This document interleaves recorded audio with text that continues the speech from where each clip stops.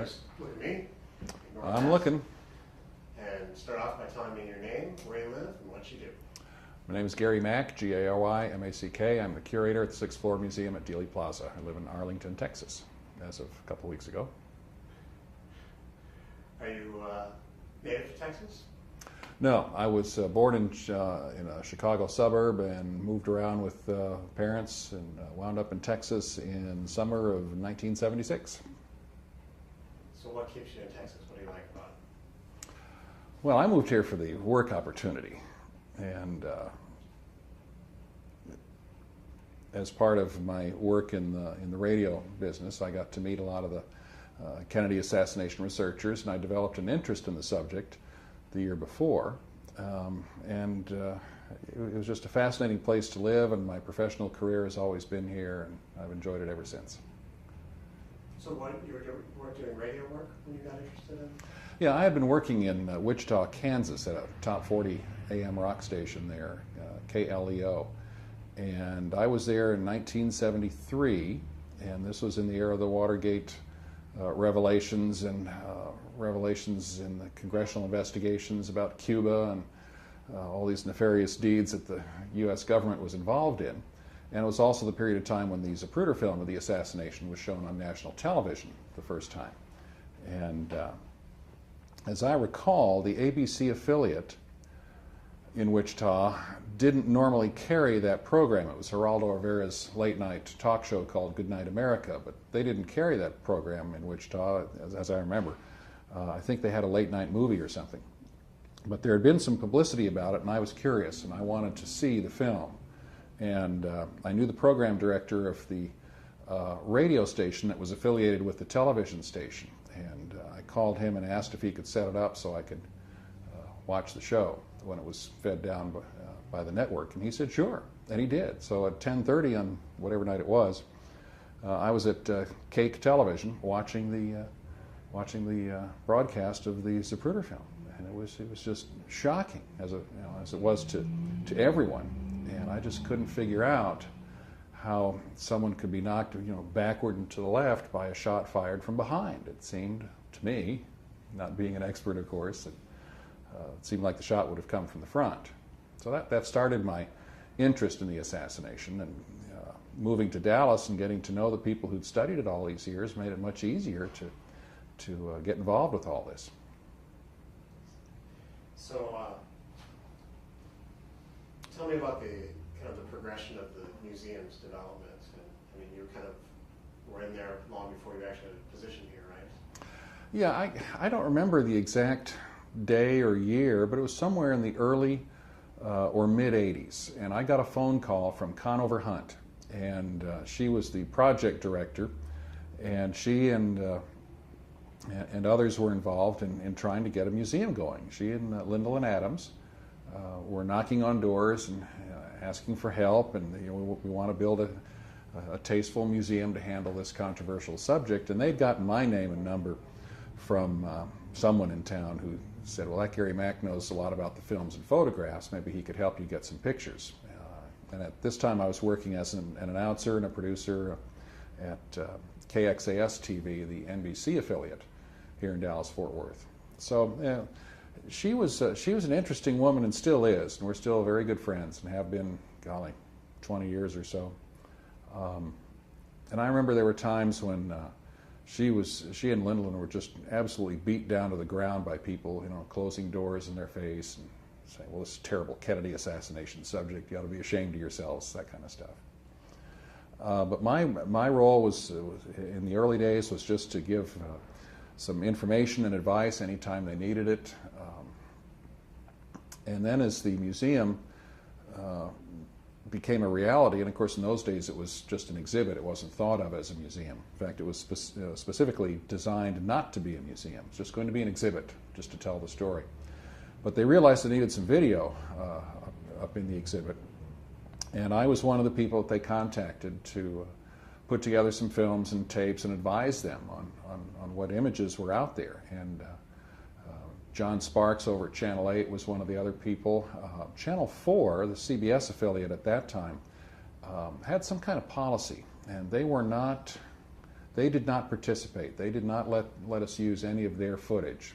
So consequently, the films that play in the exhibit to this day in 2003, although they include some CBS and Channel 4 originated video, all that was licensed from CBS, not from the Dallas CBS affiliate, which is an interesting story because in 1995, I guess it was, the former CBS affiliate, by then had become the Fox affiliate here in town, and they donated all their footage to the Sixth Floor Museum. It was the first major media donation, and it was apparently because they were under new ownership. The Fox network bought them, and I was just thrilled to get that donation, and it helped get some of the others that we got later on. So anyway, but back to your original question, my role was not very significant, other than just I was always available for information and questions. And as it turned out, ultimately in 1993, when Dealey Plaza was named a National Historic Landmark, they asked me to join them. They had a special section set out in Dealey Plaza for all the activities and that, and I just couldn't go. I was just unbelievably sick, just sitting at home, sniffling and coughing and wheezing, and I missed that great moment. But I saw it on television and taped it, so there you go. So what kind of problems did they encounter trying to make this museum, make the exhibit first? Well, I don't remember any specifics other than they got far more refusals than they do, yeah, we'll help. And I never accompanied them on any of these journeys, and that certainly wasn't my role. But I would hear the stories periodically. I mean, I'd come over here and meet with Conover in her office, or we'd go to Alan and Cynthia Mondale's house, which was also their office, and they're the filmmakers who put the films together. And she would toss out some of these war stories, and I wish I'd taken notes. I just didn't. But she was. I guess the one story that she was pretty upset about was they were starting to make some headway in 1984. And some doors were opening to them. The Belo Corporation made phone calls on their behalf, or I don't even know if it was on their behalf. But the Belo Corporation made some calls to people who said, they basically said, this is something we need to do, and this is what, you're going to play a part in it, right? That kind of phone call. But I remember when, in 1984, when the Republican National Convention was held in Dallas, and Ronald Reagan was running for his second term, and there wasn't any opposition, so it was really kind of a formality. And the news media came to town, and they're basically walking around with, the story is already written. There's not much new to do, and like the second night, I think it was a 3-day affair. The second night, the book depository catches fire. So they're all down here at like midnight, and the fire engines are around, the hook and ladders are there, and the ladders are up, and the guys are carrying hoses, just ready to flood water into the building. And it didn't happen. The fire wasn't that bad. It was confined to the basement and I guess the first floor. But what it meant was it embarrassed the city. That building embarrassed the city once again by disrupting the Republican National Convention. How dare this terrible thing come back to haunt us? And I remember Conover telling me that appointments that they had set up were canceled, things like that. It was just, and it really brought things to a halt for a good year, because it was just, the fear has always been in Dallas, not that there was some big conspiracy, but that this event would embarrass the city again. The stories about Dallas and how it was portrayed unfairly and inaccurately by the East Coast and West Coast news media are a matter of record. And people from the news business swooped into town to try and cover this story, and they don't know about Texas. This is a foreign planet, a distant land to them, and manners and customs are different here than they are in the Big Apple or whatever. And Dallas was branded as a city of nuts and wackos, and it's just not true. And it was a conservative city, and it still is. And there's no secret that John Kennedy was disliked in this city. But the election was fairly close. I mean, it wasn't a landslide in 1960. The city did go for Nixon, but not by a huge margin. And when you look at the films and photographs of the Kennedy motorcade, and try and get a crowd estimate, you're looking at somewhere between 100 and 200,000 people. Well, 200,000 is more than half the entire city population. So someone liked him, so they came out to see him. And that part of the story doesn't get told very well. It just comes down to this guy Lee Harvey Oswald, who was a left-wing sympathizer. The initial news reports were that some right-wing ultra-conservative from Dallas was behind the assassination. Well, then they drag out this scraggly left-wing Oswald, and that doesn't make any sense, and that just confounds the news people even more. So the city has always been very, very sensitive to the way it's portrayed in this story, and a lot of people just wish it would go away, and of course it never does. We kind of think of it around here at the museum as one of the longest running current affairs, one of the longest running current events in history. It is a current event. I follow the newspapers and the TV news, and there's hardly a week goes by when there isn't something about this subject in the news. Even if it's just an obituary, some cop who was involved in something that day, passing away, or some new theory coming out, or some new book coming out. There's always something. It's really kind of interesting. It's amazing, really, but all these years later, and it's like it happened yesterday for a lot of people. Tell me what it is that you do on a daily basis, and what does your job entail? Well, my job's sort of changed since I came on board in 1994. As I mentioned earlier, the museum actually started out as just an exhibit. But almost from the first day, people would drop things off, even if it was just a newspaper, a Dallas newspaper from that weekend. And gradually, they realized that people had things, they had stuff, and they didn't know what to do with it. Didn't want to throw it away. Some of them thought that, well, maybe their pictures might be valuable, or I have a book, and I bet you it's the only one. And so those things were collected, and eventually it was pretty obvious that this museum, because of the huge visitation, which was like 300 to 400,000 after just only a few years, needed to work very hard at doing all the other things that an educational institution should do. And this is at a time when the board of directors was trying to decide what to do with this institution, is to grow it or to leave it the same size. And they hired Jeff West, and Jeff does not have a museum background. And he had the vision, he understood what this subject is and where it belongs in history. So Jeff was brought on board, and that's the first thing he did was start growing the institution. And I was one of the first of the new hires to take care of the collection and to actively go out and say, will you give us your things? We want to preserve them, we want to make them available. Since then, because there's so much misinformation and bad information out there, we've tried to take on the role of helping people understand what the real information is. What's the nonsense, or what's the outdated stuff? What's the new thinking? So I've had to try and keep up with all these theories and new developments as best I could, and there have been a lot, surprisingly, in the last 10 or 12 years. The Oliver Stone film started people thinking in a way that they probably hadn't done for 20 years or so. I think most people realize that the Stone film was a collection of theories, and probably most of them aren't true. But if some of them are true, why? It can't be just Oswald. So people started treating the subject seriously again, and as a result of that, Congress passed this legislation called the JFK Act of 1992, which basically said the United States government has to release every damn piece of paper it has on the Kennedy assassination. A remarkable development. I'm still amazed by that. And as a result, millions of pages have come out. A whole slew of new books and theories have come out.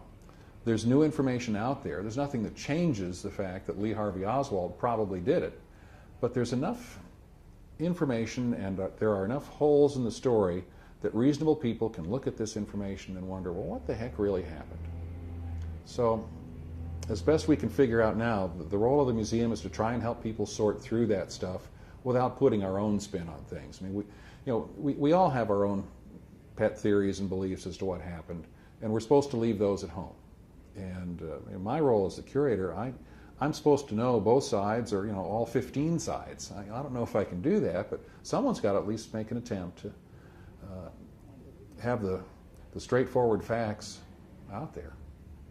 What was your involvement with the Dallas community when you first came here, and what kind of people were remembering or looking at the thing then? Well,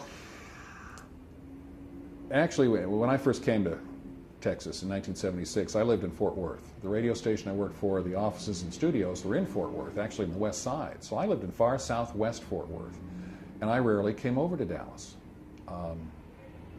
I'd come over here for business meetings. I was program director of the radio station, and the record companies were over here, and the talent agents and bookers and concert promoters were all in Dallas. So I'd come over here periodically, and I'd usually drive through Dealey Plaza, take a few minutes when I could. But I worked very hard at my radio career for 3 or 4 years. And then I got the feeling I might want to do something different. And radio was in a state of big change at that point. Our station was a FM top 40 station, Z97, and we were in the top 5 for most of those 2 or 3 years. And then disco came out and split the audience in half. And we had to decide, well, we're either going to play rock and roll and disco, or we're going to get clobbered. And there was no safe way to do that. You can't have a radio station that appealed to both. And I told the general manager that, and that's not what he wanted to hear. So I got canned, and they hired someone who said, "Oh yeah, we can do this, sure." Well, of course it didn't work, and he got fired 6-8 months later too, and the station was sold. But that got me into television. I'd always been interested in television, didn't know anything about it from the inside, but they needed an announcer, and I was willing to work at the price that they were offering, which was okay, but it wasn't great. But I saw a great opportunity, and I spent 14 years at the NBC station. I just loved it. It was great. And but what it did for me was it opened a lot of doors at the other stations. So I was lucky enough to not only meet some people who covered the Kennedy assassination, but I got in to see what the stations had. I got to see the footage that they dip into only occasionally when they tell the story, and so people got to know me and my reputation. So that's helped tremendously here at the museum, because we work very closely with the news media. They always have questions. Most of the people working in the media today, of course, weren't alive at the time Kennedy was shot, and they have no clue what this story is all about. They've seen the Oliver Stone film, and they know enough to say, well, that can't be true, is it? They don't know, so we get to help those people. Anyway, so in a roundabout way, I've wound up being in a position that's just most rewarding for me. I mean, it's the kind of job I do for free if I could afford to live. I mean, it bothers me that there's so much bad information out there. I just wish someone knew the full story. I really do. And so you don't feel anybody really knows the full story? Well, someone might know. One of the arguments against conspiracy in the Kennedy story is that, people can't keep a secret, especially for this long a period of time, 40 years. And how do you keep a secret? Well, when people tell me that, I usually lean into them and say, "And Deep Throat's name was?" And they don't know, because that's a secret. There are only 3 or 4 people who know who Deep Throat was in the Watergate caper. So secrets can be held. It's very difficult, though, to put Lee Harvey Oswald into a conspiracy, because he wasn't hanging out with other people. Most of the last hours and last week of his life are very well documented. He wasn't going anywhere. He wasn't making phone calls. He didn't have visitors at his rooming house. There are a few hours that are unaccounted for, but that's just on one day. So, if there was a plot of some sort, it would look like it didn't involve Oswald at all, because he just wasn't hanging out with anybody. But it was his gun that was found, and apparently his gun was used to shoot.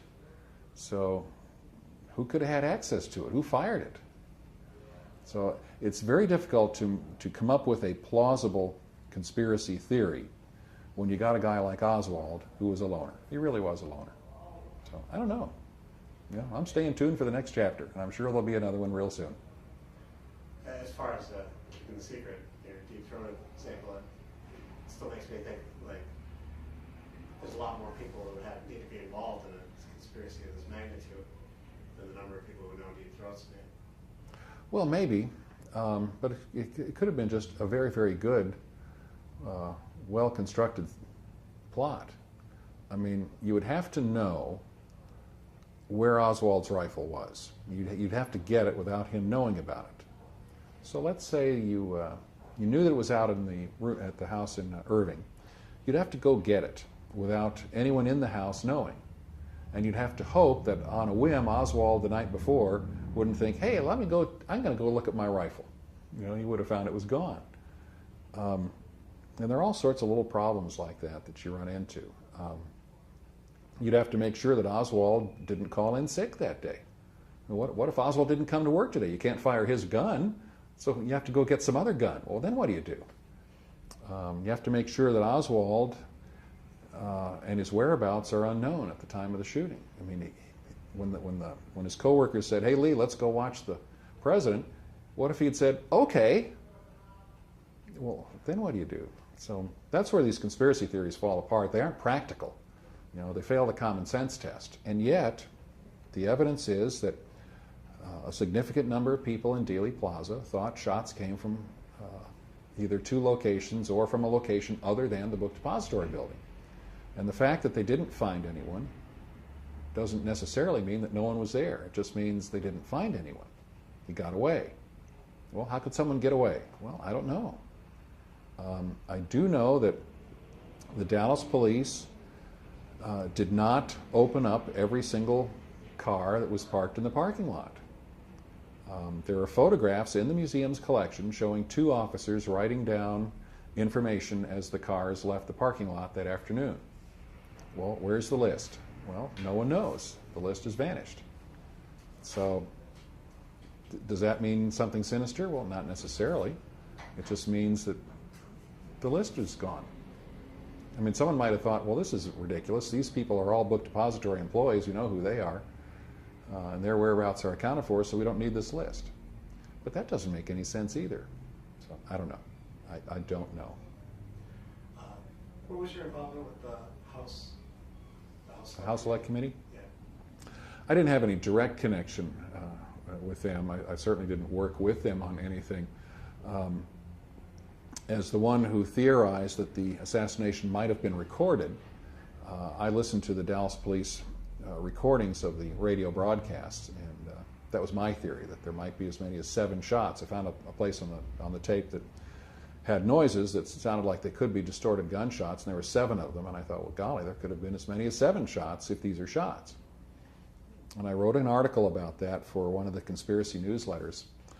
And one of the local researchers who was invited to Washington to brief the House Select Committee on conspiracy theories mentioned at the end of this 2-day discussion, by the way, there's this guy in Fort Worth who thinks that the Dallas police radio tapes might have the assassination on it. Well, this was an amazing development for them, and they decided to check it out. And ultimately, they wound up with recordings. And the recordings were analyzed and subjected to a test. They fired test shots in Dealey Plaza and recorded those to see if the sound patterns would match, and they did.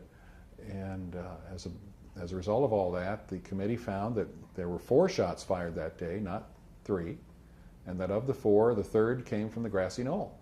So based on that, they decided that there was a conspiracy to kill Kennedy, yet Oswald was the one who killed Kennedy. Well, that's the other official version of history. The Warren Report says Oswald alone. So the case is in limbo. Because this was such a startling revelation, a follow-up study was done in 1982, which concluded that the noises on the tape that were thought to be shots are not shots at all. They didn't know what they were, but they knew they weren't shots for a technical reason. So I don't know. I know the original scientists stand by their original work. I did not know them at that time. What happened early on, after Mary Farrell, the Dallas researcher, mentioned my theory to them, the House committee called me and they said, "Can we have your tape?" And I said, "Well, yeah, I guess, but what you really ought to do is go after the original recordings." And I said, why bother with this tape when you ought to get the original recordings? Well, they were pretty insistent that they wanted my tape, so I sent them my tape, or a copy of it, I guess. But eventually they found what they thought were the original recordings, and of course now the belief is that these are not the original recordings at all, that they are actually a copy. So this is another continuing story. I don't know where it's going to go. And you also appeared in the documentary "The Man Who Killed Kennedy," correct? Were you contacted about that? Or? Well, The Man Who Killed Kennedy grew out of the realization by British television that not only were British subjects, British citizens interested in the Kennedy assassination, but it was coming up on the 25th anniversary of the assassination, and they wanted to do a documentary. They wanted to do a documentary about the conspiracy theories. They hired a producer-director named Nigel Turner, and they gave him a terrific budget, and about 2 years. And Nigel contacted Robert Groden because of his work with the Zapruder film, and told Robert that was there anyone in Dallas whom he knew that he could recommend to assist them with their work. And he said, well, yeah, call Gary Mack. He knows all the films and photographs down there, and he has the contacts. You ought to give him a call. And Nigel did, and he was aware of the Badgeman photograph, which is the blow-up in the Mary Mormon picture, and he wanted to use that. And I told him no, because I just wasn't letting people use it just because it looks like it might be a gunman in the background. But I said, if you can have some scientific study done of this picture, then you can use it for free. Well, he liked that. So we eventually met, and I wound up working for him as a consultant. I was paid for my work on consulting, what films exist. I basically told him, tell me what event you want to illustrate with stills or moving images, and I can tell you if there is such a thing. So I worked with him that way, and it was a most enjoyable process. But I remember when he first came to town, I told him that I didn't want any secrets. I didn't want to be, sandbagged, as it were, by something goofy in the show. And he said, well, there's one thing we're working on that we're not telling anybody about. And I said, well, then I don't want to be involved. I don't want to be shocked by something. And he said, no, we've got legitimate people working on this, and we've checked it out, and on and on and on. And I said, well, okay. And that was this Corsican hit team stuff. And part of my arrangement with Nigel, part of the payment for my services, and Nigel was over here for months. I'm on the phone with him constantly. We're at meetings, and we worked hard on that show. And it shows. Technically, it's terrific. And much of the material in there is very, very good. Most of the black and white footage in The Man Who Killed Kennedy has never been seen outside of Dallas. It all came from the NBC affiliate where I worked, because I told my bosses, I said, I think this is a legitimate deal. Can we have access to the station's footage? And they said, okay. Part of my arrangement with Nigel was that I would be flown to England to see the show, or a rough cut of the show before it aired. And not only did he fly me, but he flew my wife and son. So we had a few days in England at the courtesy of Central Independent Television, which was the network that had commissioned Nigel. And I remember watching a rough cut of the Badgeman segment, and with Gordon Arnold in this very moving interview. And I knew what had transpired with the interview before seeing it, because Nigel had called me after this interview with Gordon Arnold that he had done a few months earlier. But to see the show, or to see that part of it, was just an incredibly rewarding experience, because it finally looked like we're making progress with this subject. But he didn't tell me about this Corsican hit team stuff. And the show premiered in England in October of 1988. And just after that, I received in the mail a tape of the show. and I watched it, and I just was appalled. Because this Corsican hit team stuff was basically one guy saying, well, I overheard a conversation, and I know one of the guys in the conversation, he's a legitimate guy, and therefore this must be true. That's really what it comes down to. And I still have that tape, and I'm glad I do, because the original broadcast of the show named the three guys by name as being the ones that killed Kennedy. Two of them were still alive. One was supposed to be a drug runner or something, and they didn't think he'd ever surface and complain. The other guy they couldn't find, or he wouldn't talk to them or something. Well, as it turns out, these two guys who were still alive had absolute alibis. Not only were they not in Dallas, they weren't even in the United States when Kennedy was shot. And one of the two guys, the legitimate one, hired an attorney and threatened to sue. So they quickly put together an apology kind of show. It ran about half an hour. They taped it in Washington, D.C. Grodin was there. Robert Blakey from the House Committee was there, even though the House Committee had long since gone away. And several others, and they kicked this thing around. But they showed the film interview with this French guy who said, well, I was in the Navy, the French Navy or something, and he held up, here's my documentation that proves it. And, the paperwork is there. So this Corsican hit team thing just evaporated. As well it should have. It just was not researched properly. What it did was prevent the Men Who Killed Kennedy series from being seen in this country for 3 or 4 years. Because what happened was, the program was a sensation in England initially, and all 3 major networks and PBS over here wanted the rights to the show. But they told Nigel and Central Independent Television that they had to re-edit the Corsican hit team part. I mean, you can't name people as being assassins if they aren't assassins. You get sued.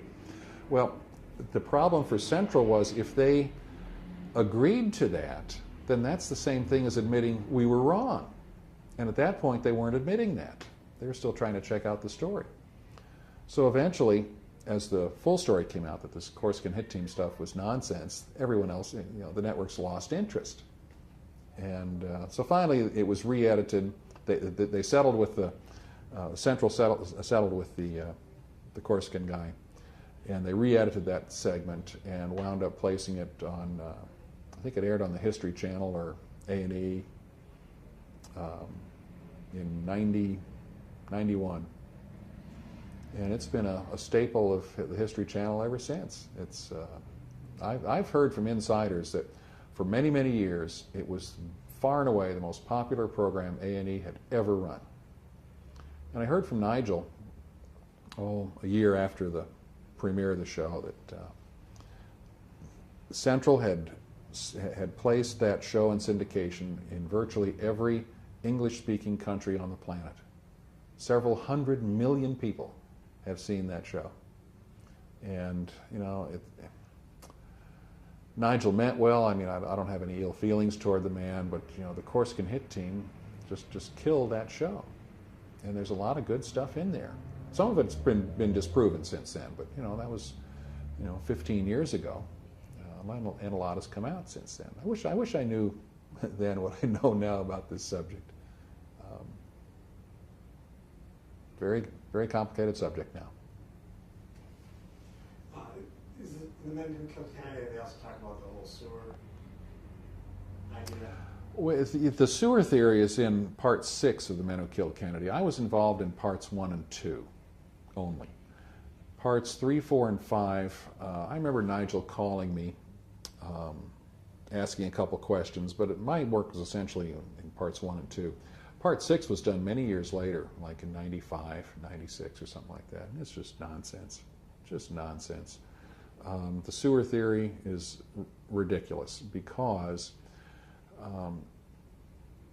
when you stand in the sewer and you place a vehicle, or if you stand where Kennedy was when the fatal shot hit him, you can't see him from the sewer. He hadn't come down the street far enough. The most you could have seen was the front bumper of the car. And if anyone had bothered to do to study it fairly and accurately, they'd realize that. There was no shot from the sewer. You can take one of these schematic diagrams at Dealey Plaza and draw a line from the sewer to Kennedy. Well, yeah, but you can't get your head out the opening to line up to aim, you'd have to do this, fire blindly. I mean, it's just nutty. That's why a lot of people just dismiss the whole Kennedy conspiracy idea completely, because there have been so many nutty theories and goofy-looking people promoting them that people just throw up their hands and say, well, this is all nonsense. That's not true. It's not true.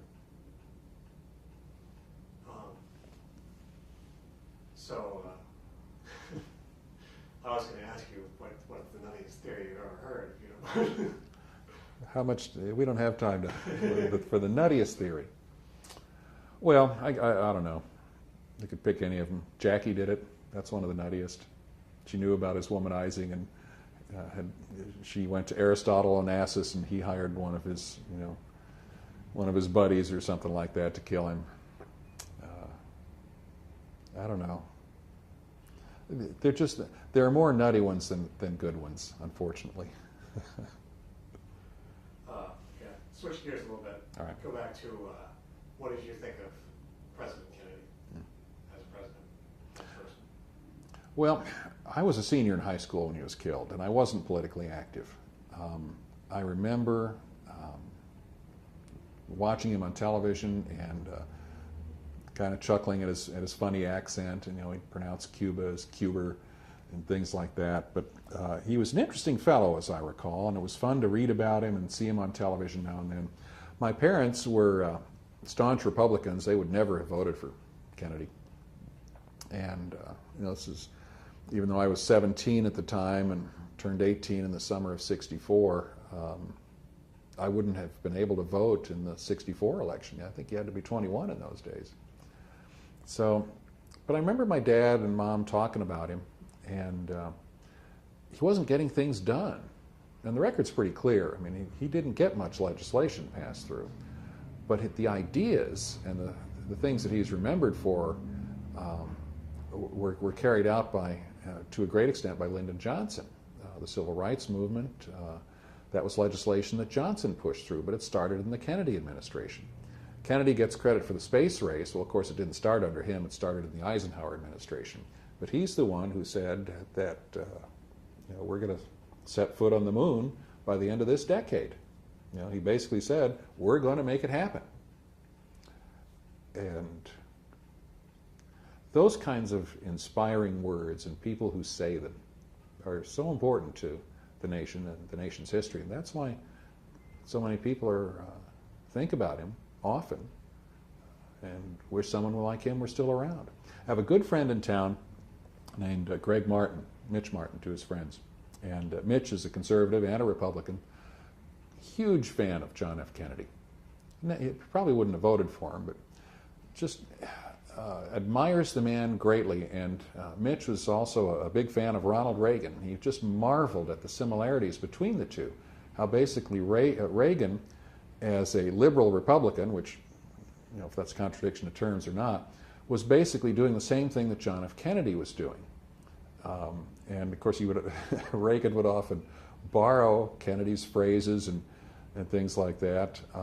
But Reagan and Kennedy were very much alike. And I guess I'm no expert at these things, but I mean, if you study Kennedy politics and Reagan politics, apparently there are very strong similarities in your approach to things. Kennedy's classic line, a rising tide lifts all boats, was the kind of approach that Ronald Reagan took.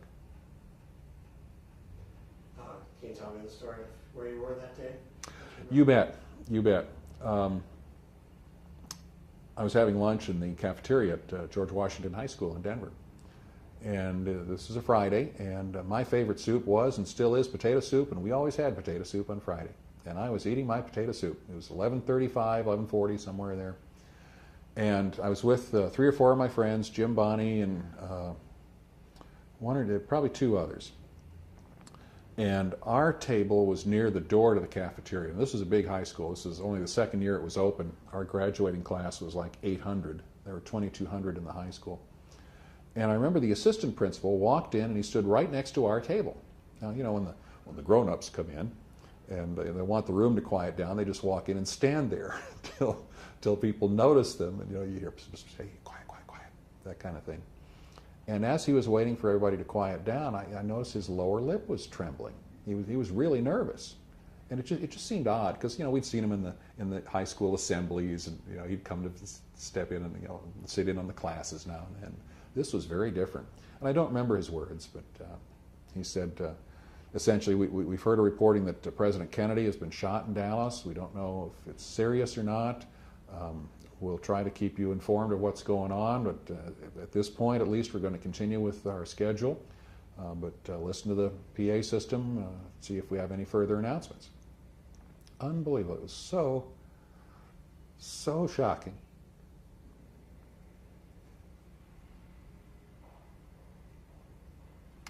We stayed and finished lunch, as I recall, for another 10 or 15 minutes. I don't know why I get all wound up on this. And walking through the hallway on the way to class, there was a girl who fainted, or we were later learned that she had fainted. She'd fallen through a glass window, very badly cut. We continued on to class, and my class was a history class, and U.S. history. And by this point in time, they had been able to pick up a Dallas radio station through one of the local Denver radio stations, and they were piping it through the PA system.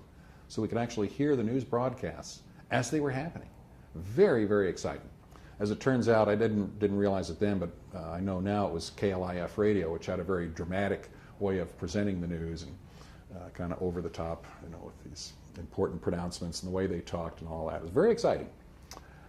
And I remember that the history professor, maybe like 10 minutes or so into this, said, "Well, that's enough for now." Click. Off it went. We were all just amazed, and she thought, look, all we're hearing is that he was wounded. I'm sure it's not serious, because it was so unthinkable in those days. And she said, we've got a lot to do. We've got to get going here. I'm sure we'll hear something if, So we finished the rest of the period not knowing what was going on. It was just appalling in a history class. So then we got word after the class, I guess, that Kennedy had died, and we had the choice. We could go home if we wanted, or stay at the school, or if we needed to, make phone calls to the house, or to someone to get a ride home, we could do that. So I remember walking home.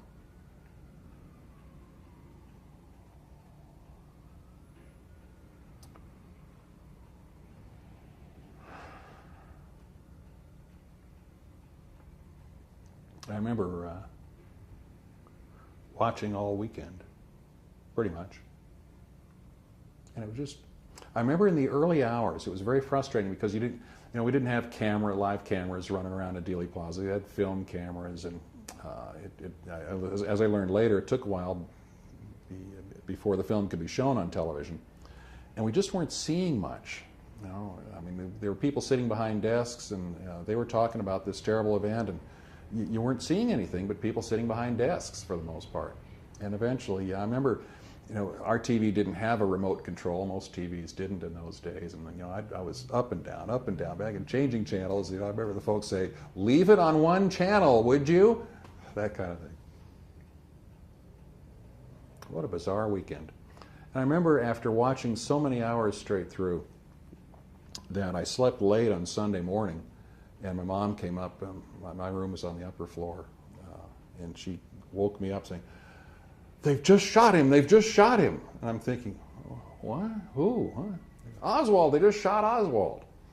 So I got downstairs in time to see the videotape replay of that. It was just amazing. That's an interesting thing. It's so common to see replays today. It was unheard of then. That's the first time a videotape replay had ever been used other than in a football game. And a football game, they'd only done it like 2 weeks earlier. That's how they got the idea.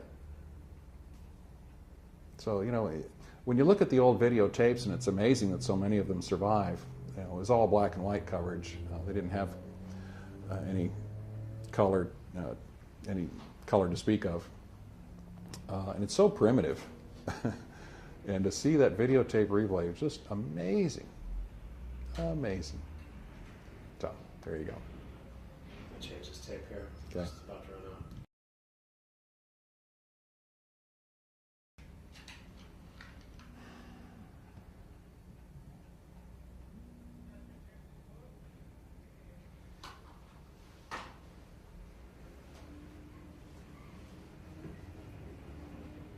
Part 2.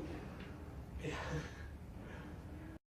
Tell me kind of what you think of kind of the subculture that's developed out here, the acts and the vendors and the people setting up their stands. Oh yes, the subculture. Well,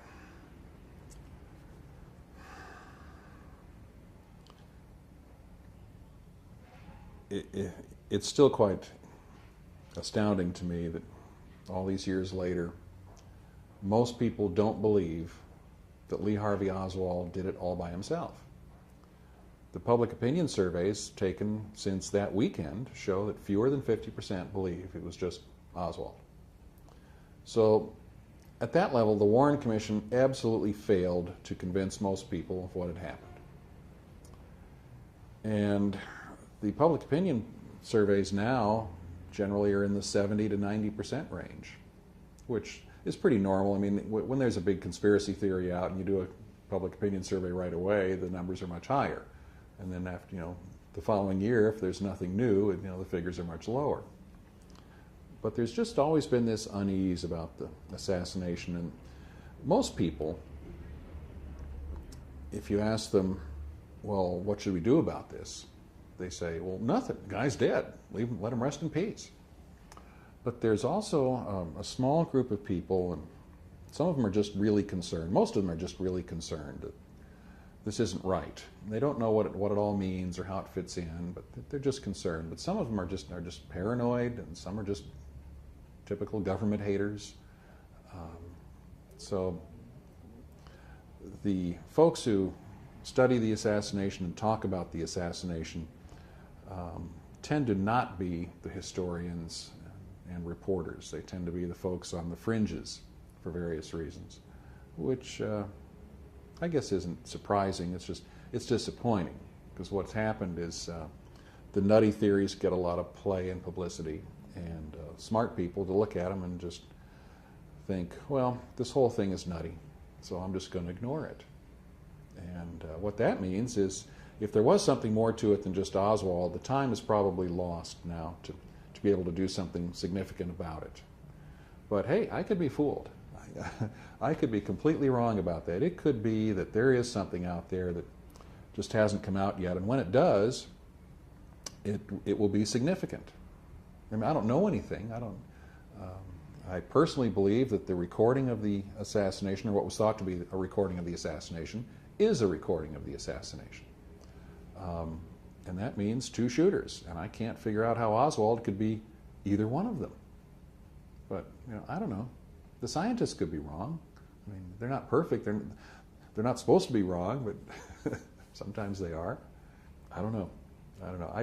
It's really quite ironic that the people who are spending the most energy to convince people that there is a conspiracy are the ones who most people don't pay any attention to. There's a great irony there. And maybe it says something profound. I don't know. I've heard that some people kind of feel you've gone over to the dark side by working in the museum. Well, yeah, I know there are lots of theories about me and rumors about me. And I tell everybody, look, the museum is neutral. We don't tell people what happened because we don't know. We tell people what the Warren Commission said happened. We tell them what the House Committee said happened. And that's all we can do. It's a very complicated subject, and we try and make it real simple. And if someone wants to go out and do their own research and learn more, terrific. If they want to go out and rather go to a ball game, terrific. We've done our part. I'm personally a conspiracy person, have been since 1975, and I haven't seen anything to change that. What I have seen, and working at the museum has helped me in that respect, what I have seen is that the conspiracy side of the story is usually not presented fairly. The conspiracy books, by and large, present only one side of the story. They don't tell you all the necessary information. For example, the big myth is that there was a last-minute change in the motorcade route to bring the vehicle closer to the building and thus easier to shoot Kennedy. What they don't tell you is that's not true. And the theory started because a newspaper illustration was wrong. And these conspiracy theorists look at the incorrect map in the Dallas Morning News and decide there's something sinister going on, whereas most objective people would look at the map and say, well, the map is wrong, not the motorcade route. And sorting through that stuff is just, for most people, it's just very difficult. But I've had to learn to do that. When in 1990, when Ricky White came forward to say his father, a Dallas police officer at the time, was the Grassy Knoll gunman, and he held a press conference, and it was big to-do about all this. And I started looking into that story with a friend of mine named Dave Perry, and we decided eventually that this story was an absolute fabrication. And we'd found earlier versions of the story in which the details were different. And this had been a working manuscript that had gone through 2 different writers before the press conference, and that's when I realized that a lot of this conspiracy talk was just nonsense, but not all of it. And that's when I started realizing that there was another side to these issues, and I started reading the anti-conspiracy side, if you will. And that's helped me greatly here at the museum. I mean, my job here is to be able to provide factual, objective information. If the director gets a call from the news media that he can't answer, he's going to pick up the phone and say, Gary, what's the answer to this? And I need to tell him. I need to be able to tell him either right on the spot or say, I don't know, but I do know someone who will know. Let me check and I'll get back to you. That's our obligation to the community, to give accurate, honest, objective information. So. Do you ever go to visit some of the other sites, like the Oswald-related sites? Well, I've been to most of the places. I mean, I haven't been to the cemetery where Tippett has been was buried, but I've been to Oswald's grave, and I've been to the rooming house and the Neely Street address where the backyard photos were taken. They were taken, by the way.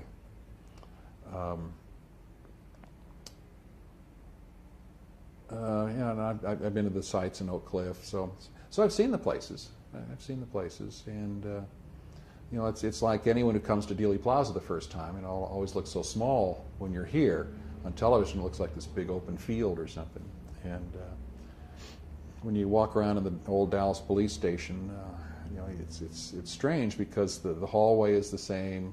The hallway that Oswald was marched up and down from Captain Fritz's office back to his jail cell. It's all the same. It's all still there.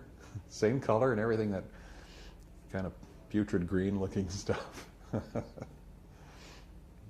It would be nice if someday that people interested in this subject would be able to see all these places. The rooming house is owned by the daughter of the woman who owned it at the time. And she's kept it pretty much the way it was back then. Oswald's room is still there, although it's filled with bookcases right now.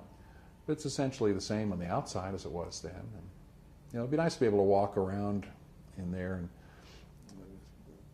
feel what it must have been like back in 1963, but you can't do that.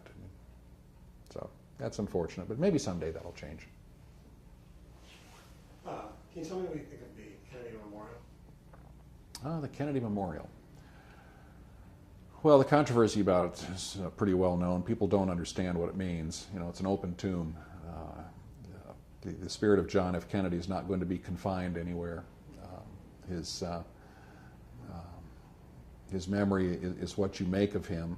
The practical side was that it was designed to wall off the outside noises from the streets, and also people could concentrate on their own personal thoughts of John F. Kennedy. It's my understanding that the architect, of course, had a discussion with the Kennedy family, and even though there wasn't any detail discussed, the memorial was meant to be a place, a tribute of some sort. Whether it achieved the goal that the architect and the city wanted, that might be debatable. I mean, it's unfortunate that people come there and they scratch their head and say, "Well, I don't understand. What's this?" And they don't understand it. So, but we've got the explanations out there. The signs are there that tell the story, and that helps. I think it's a shame, though, obviously, that it took so many years, 7 years, I guess, for the city to finally and firmly recognize President Kennedy. It took several years to get all the details worked out, but yeah, I'm glad they did it. You know, it ought to stay. I mean, I was just appalled last year when there was talk about moving the memorial. I mean, that's just outrageous. What an insult that would have been. How do people come up with these ideas? I don't know. What personal feeling does it give you?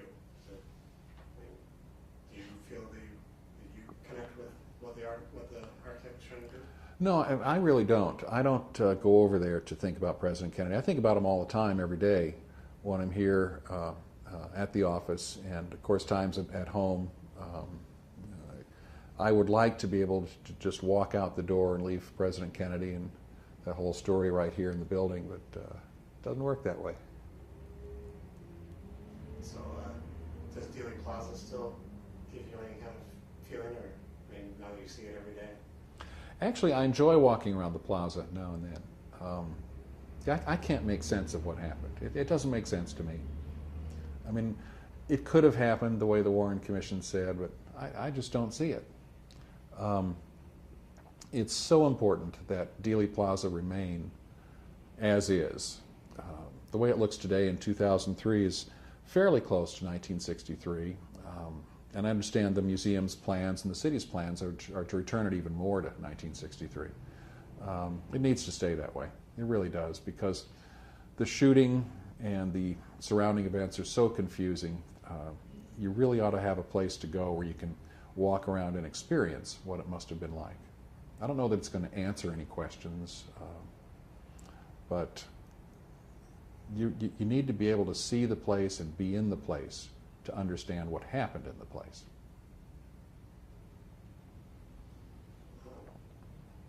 Speaking of this place as a place, and thinking of George Bannerman Dealey. Mm-hmm. I've heard of him. Yeah. What do you think of him and his significance to Dallas? Well, yeah, I mean, I've read the biographies of Dealey. I know people over at the Dallas Morning News and at Channel 8, stations owned by the Below Corporation, and that's what that family is all about. I don't think of it that way. Dealey Plaza is a specific place that has nothing really to do with George Bannerman Dealey.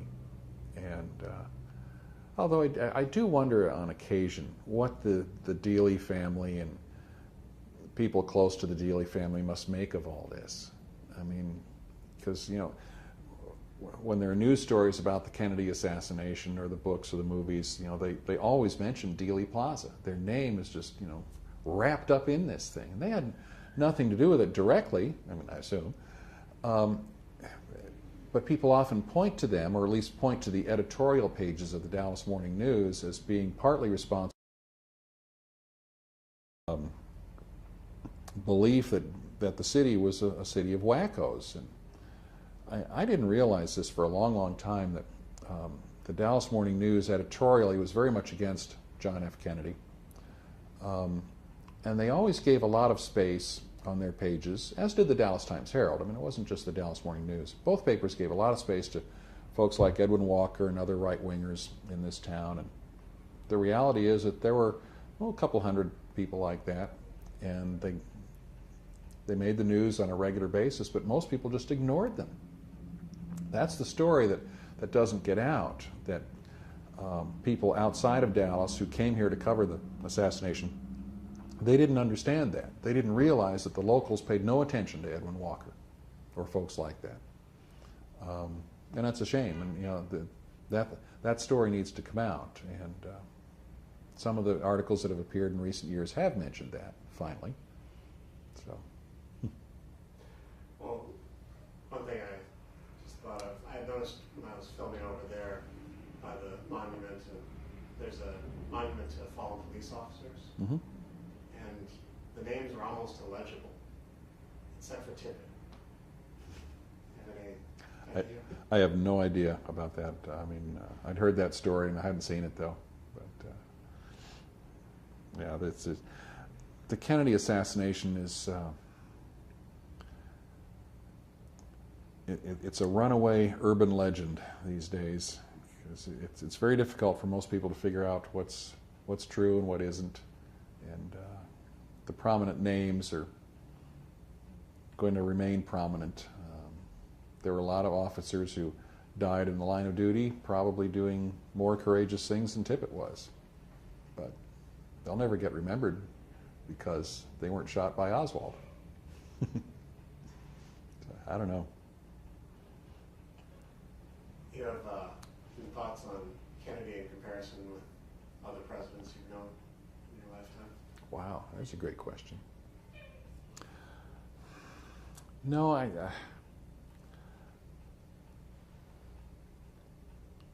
again, I go back to what I said earlier, and that is, as interesting as Kennedy was as a person, he just didn't get much done. He wasn't able to get people to do things. So, in that sense, he was a failure as a president. He was not able to get much legislation passed.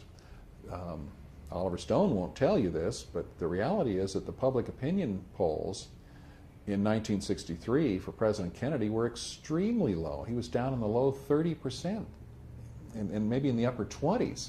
So, you know, George Bush today, as controversial as he and some of his policies may be, has more than twice that. He's up in the 60% range. So I remember in the fall of 1963, maybe it was one of the social studies classes or something like that in high school, but it really looked like Kennedy would have great difficulty getting reelected. The economy wasn't doing much. We'd been through two major potential catastrophes with the Bay of Pigs invasion and the Cuban Missile Crisis, and both of these events could have launched us into World War III. So we've been through these things, and it was kind of scary, and it made you wonder whether this Kennedy guy is right for the job or not. So it's interesting how he is perceived in a way today that is completely different than the way he was seen back in 1963. Completely different. People today, when they think back, they say, yeah, the days of Camelot, they were wonderful. Well, there was no Camelot then. That was made up by Jackie after he died.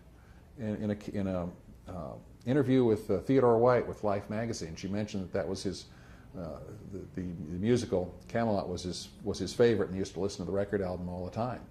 And Theodore White keyed in on that and decided, well, this was the age of Camelot then. So it was completely post-Kennedy, and it had nothing to do with the Kennedy presidency. But you ask people today, and they say, oh, yeah, those are the Camelot years. They were great. No, they weren't. So, do you have any speculation on what the world might have been like if you hadn't died here? None at all. Absolutely none. I remember the 1964 election. Johnson won, of course, in a landslide. But if Kennedy hadn't been killed, and he and Johnson would have been running against Barry Goldwater, and that's a scary thing too. And I lived for several years in Arizona, and knew of Barry Goldwater fairly well following the assassination, and that was pretty scary too. I really don't know this. I think Kennedy's presidency was too short to get a real accurate gauge of what he could have done. If he'd been reelected, and I think that's a big if, but if he'd been reelected, I think the odds are pretty good that he would have been able to get some of his plans implemented. But I don't know. Fascinating question, and it can never be answered. The old red courthouse that's being renovated, and the museum over there, what are your thoughts on that? Are you involved at all? No, I really haven't been. I've not been involved with any part of that. I mean, it's great that they're doing that. I couldn't add anything to that. What about, just got a couple of things here, as far as the effort to try to rename the street for Kennedy? Do you have any thoughts on that? Yeah. Don't, no. This is a National Historic Site. It was Main Street and Commerce Street and Elm Street, and they ought to stay that way. You don't have to have a street named after you to show respect for President Kennedy. We have a Kennedy Memorial. Hopefully the sixth floor museum can grow and become more of a museum that would that has the room and the ability to take a closer look at President Kennedy. But I think Dallas has done fine in recent years. The community certainly supports the museum, and that needs to continue. But I don't see renaming streets at this point. It sounds silly to me. It sounds silly. Speaking of the museum's expansion, and you can talk a little bit about moving up to the seventh floor, where that idea come from, how was it? Well, again, going back to the earliest days of the museum, it was just supposed to be an exhibit. I remember there were discussions about, if we could only do such and such, if we could only have an exhibit space to show things, but it was always, oh, you're dreaming, And I don't think anyone really understood how big and how important this museum could become. It was just going to be an exhibit, and there were people connected with the board of directors and some of the city and county officials in those days who were absolutely convinced that after 2 or 3 years, everybody's curiosity would be satisfied and they could close down the exhibit. They really thought that. And I don't know, what do we have, like 5 million visitors so far? And I get it. One of the disappointing things is our name doesn't tell people who we are. I remember those discussions, some of them anyway, that they didn't want to call it the Assassination Museum or the Kennedy Assassination Museum. They didn't want to use the word assassination at all. And they didn't want to make it the Kennedy Museum because it's not a museum about him. It's about what happened to him in the context of the 60s and who are these Kennedy family people. What was the world like in those days? So they were really stuck with a name, and I think Jeff told us a story, and it reminded me, because I'd heard that too, that in the old days, initially, people thought the sixth floor, now that's a restaurant, right? That's what they thought it was. But I remember there were discussions, well, what do we call this thing? And they finally just settled on the sixth floor because that's where the evidence was and that's where it is. So, but you say sixth floor museum to people and they go, huh? I just moved into Arlington and been meeting the neighbors, and I say, well, I'm the curator at the sixth floor museum. Well, what's that? And I say, at the Kennedy assassination site. Oh, yeah. That they know. Then they know. But I don't see any way around that. I mean, if you're not going to say, I guess you could say the Kennedy Assassination Museum, but if we had done that in the 80s, I don't think there'd be a museum today. The sensitivities were such. It's so hard to explain, and people watching this tape will say, well, I don't understand. Why did they not want a museum? Well, they didn't want a museum because they hate the subject. They hate the very thought of it. It caused a lot of pain and anguish to people in Dallas for reasons completely beyond their control. Whether there's a plot or not is not the important part. It ruined the city, in addition to taking the president's life. It just ruined the city. The city had progress and had big momentum and was doing things. And this just brought everything to a halt, virtually. And it took years to get out from under that. I mean, when you run into people who were here at the time and they're on vacation somewhere in some other city or some other country, and you say you're from Dallas, Texas, they say, oh, that's where they kill presidents. They thought it was funny. Dallasites they didn't think it was funny, because it isn't. But time takes care of that, they say, so we shall see. As great as that answer was, I'm still wondering about the seventh floor. I've heard of that. The seventh floor is going to be a real challenge for us, of course, because we need to do things in the context of what we do on the sixth floor. And it'll be interesting to see what kind of exhibits and programs we can do up there. I think what will probably happen is that we'll realize that we need to cast our net wider rather than narrower. And I think that once we have the courage to step out of the Kennedy shadow, then I think it'll be fine. But we need to be very careful with the kind of exhibits and approaches that we take, because there's still a lot of people around who are very sensitive about this subject. And it's not that we're against getting folks stirred up a little bit. And I use that in the context of the question we get asked a lot is, well, where's the gun? Well, it's at the National Archives in Washington. Well, how come you don't have it here? Well, we haven't asked for it. And the National Archives is protecting it. And even if we did ask, they probably wouldn't loan it to us. But, you know, they might. And there might be a day when we bring the gun back. Whew, there are going to be some people in Dallas who are just going to really hate that. But the gun is why we're here. The gun didn't do anything on its own.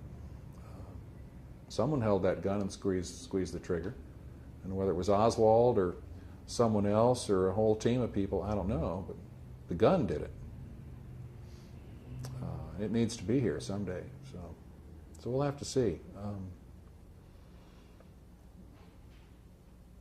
I remember the early discussions that about the Zapruder film of the assassination. And, you know, historians don't edit history. I mean, you take out the stuff that's hard to follow or that might be confusing to people, but, you know, you leave the things in that explain what happened. And the Zapruder film really shows you, in many ways, what happened. But it's so graphic. And the discussions were simply that, well, do we show it or do we not?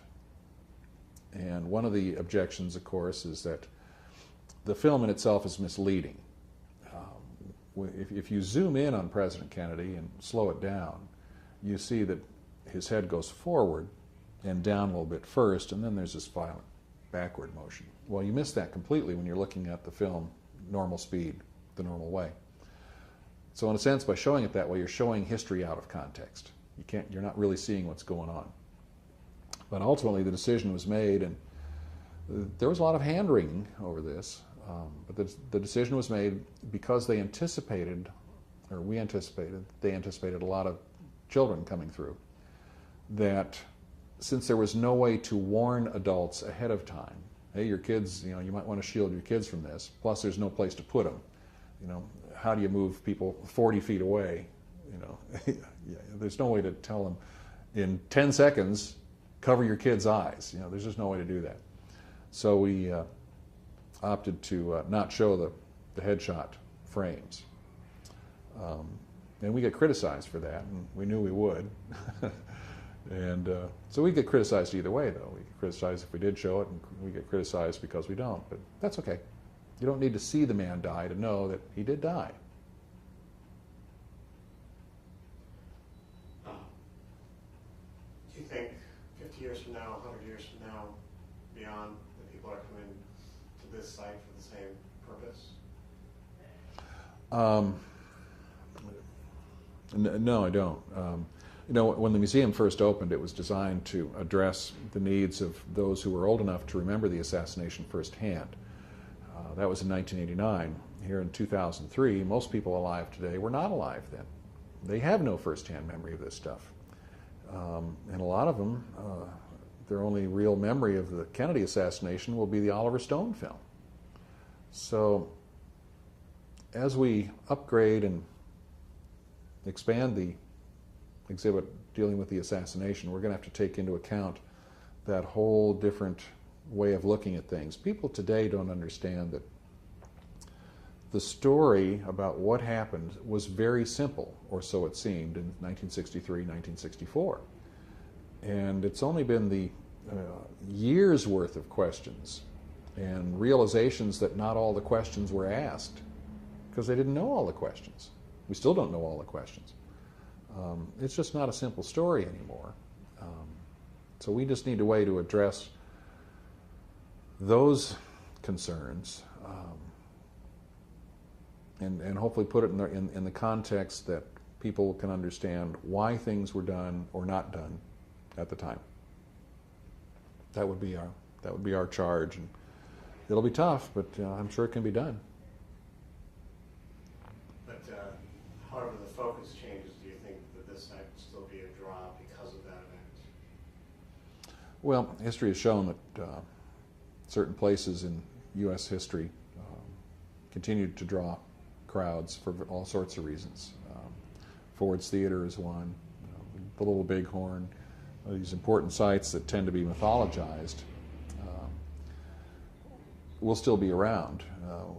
Jeff West, our director, said a year ago or so that it was his intent, with all the things that we do and all the plans we're making and all the people we deal with at the city and county level, it's Jeff's belief that 500 years from now, all the buildings that are in Dallas, right now, will probably not be there anymore, but this one will, and it should be. That's a very powerful statement, very moving statement.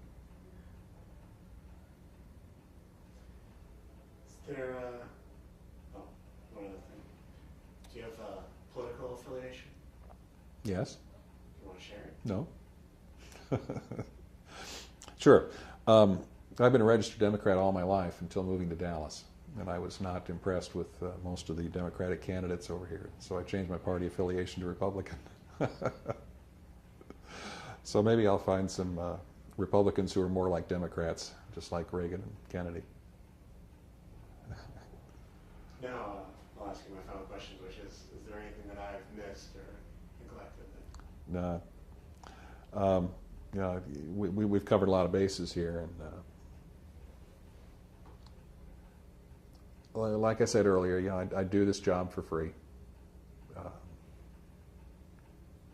I just wish there had been a museum in the 60s, because so much has been lost. I mean, even astounding as it may seem, the second best film of the assassination is lost.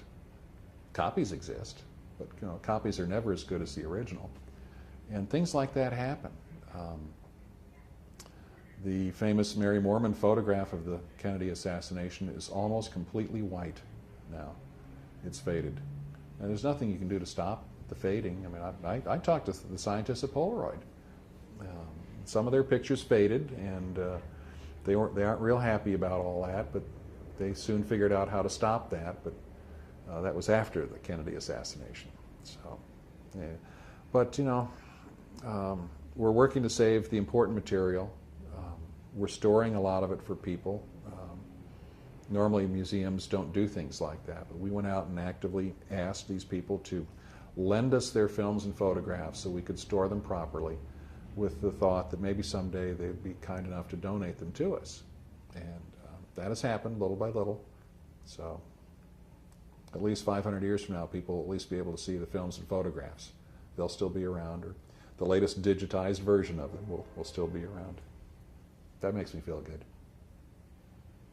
All right. Thank you very much.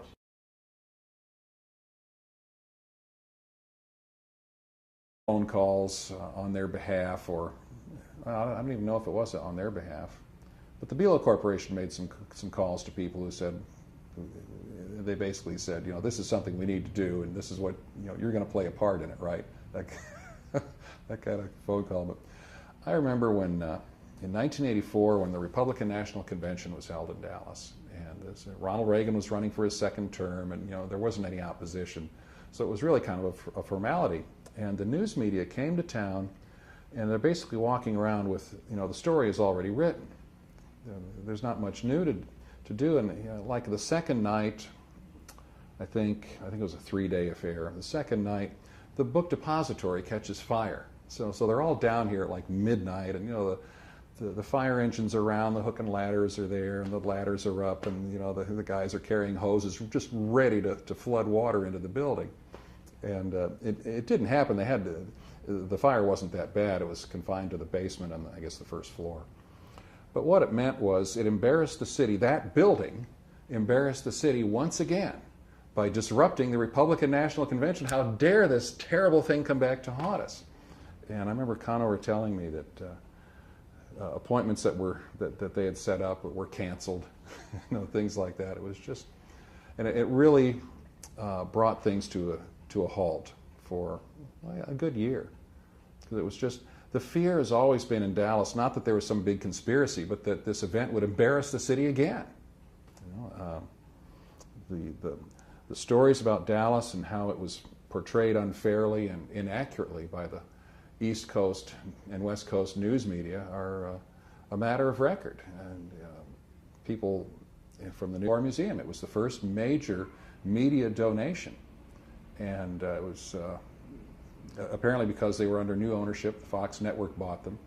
And I was just thrilled to get that donation. And it helped get some of the others that we got later on. So anyway, but back to your original question.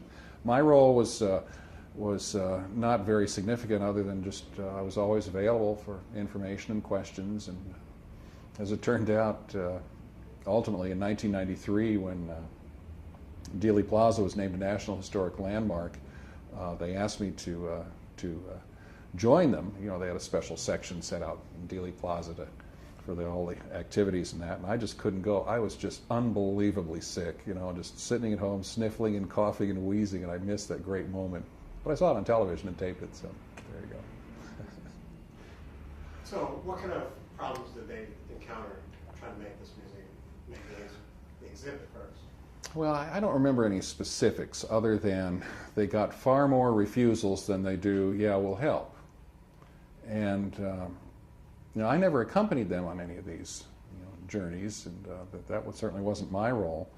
But I would hear the stories periodically. I mean, I'd come over here and meet with Conover in her office, or we'd go to Alan and Cynthia Mondale's house, which was also their office, and they're the filmmakers who put the films together. And she would toss out some of these war stories, and I wish I'd taken notes. I just didn't. But she was. I guess the one story that she was pretty upset about was they were starting to make some headway in 1984, and some doors were opening to them. The Belo Corporation made films, I remember. I think they had a late night movie or something. But there had been some publicity about it, and I was curious, and I wanted to see the film. And I knew the program director of the radio station that was affiliated with the television station. And I called him and asked if he could set it up so I could watch the show when it was fed down by the network. And he said, sure. And he did. So at 10:30 on whatever night it was, I was at Cake Television watching the broadcast of the Zapruder film. And it was just shocking, as it was to everyone. And I just couldn't figure out how someone could be knocked, backward and to the left by a shot fired from behind. It seemed to me, not being an expert, of course, it seemed like the shot would have come from the front. So that started my interest in the assassination, and moving to Dallas and getting to know the people who'd studied it all these years made it much easier to get involved with all this. So, tell me about the progression of the museum's development. And, I mean, you were in there long before you actually had a position here, right? Yeah, I don't remember the exact day or year, but it was somewhere in the early or mid-'80s. And I got a phone call from Conover Hunt, and she was the project director, and she and others were involved in trying to get a museum going. She and Lyndall and Adams were knocking on doors and asking for help, and we want to build a tasteful museum to handle this controversial subject. And they'd gotten my name and number from someone in town who said, well, that Gary Mack knows a lot about the films and photographs. Maybe he could help you get some pictures.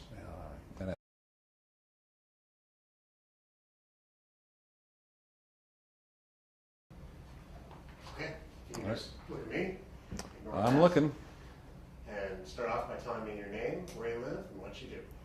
My name is Gary Mack, G-A-R-Y-M-A-C-K. I'm the curator at the 6th floor museum at Dealey Plaza. I live in Arlington, Texas, as of a couple weeks ago. Are you native to Texas? No, I was born in a Chicago suburb and moved around with parents and wound up in Texas in summer of 1976. So what keeps you in Texas? What do you like about it? Well, I moved here for the work opportunity, and as part of my work in the radio business, I got to meet a lot of the Kennedy assassination researchers, and I developed an interest in the subject the year before. It was just a fascinating place to live, and my professional career has always been here, and I've enjoyed it ever since. So you were doing radio work when you got interested in? Yeah, I had been working in Wichita, Kansas at a top 40 AM rock station there, KLEO. And I was there in 1973, and this was in the era of the Watergate revelations and revelations in the congressional investigations about Cuba and all these nefarious deeds that the U.S. government was involved in. And it was also the period of time when the Zapruder film of the assassination was shown on national television the first time. And as I recall, the ABC affiliate in Wichita didn't normally carry that program. It was Geraldo Rivera's late-night talk show called Good Night America, but they didn't carry that program in Wichita. At this time, I was working as an announcer and a producer at KXAS TV, the NBC affiliate here in Dallas-Fort Worth. So she was an interesting woman and still is, and we're still very good friends and have been, golly, 20 years or so. And I remember there were times when she and Lyndon were just absolutely beat down to the ground by people, closing doors in their face and saying, well, this is a terrible Kennedy assassination subject, you ought to be ashamed of yourselves, that kind of stuff. But my role was, in the early days, was just to give some information and advice anytime they needed it. And then as the museum became a reality, and of course in those days it was just an exhibit, it wasn't thought of as a museum. In fact, it was specifically designed not to be a museum. It's just going to be an exhibit, just to tell the story. But they realized they needed some video up in the exhibit. And I was one of the people that they contacted to put together some films and tapes and advise them on what images were out there. And John Sparks over at Channel 8 was one of the other people.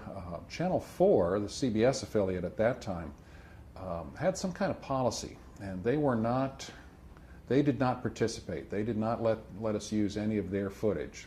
So consequently, the films that play in the exhibit to this day in 2003, although they include some CBS and Channel 4 originated video, all that was licensed from CBS, not from the Dallas CBS affiliate. Which is an interesting story because in 1995, I guess it was, the former CBS affiliate, by then had become the Fox affiliate here in town, and they donated all their footage to the 6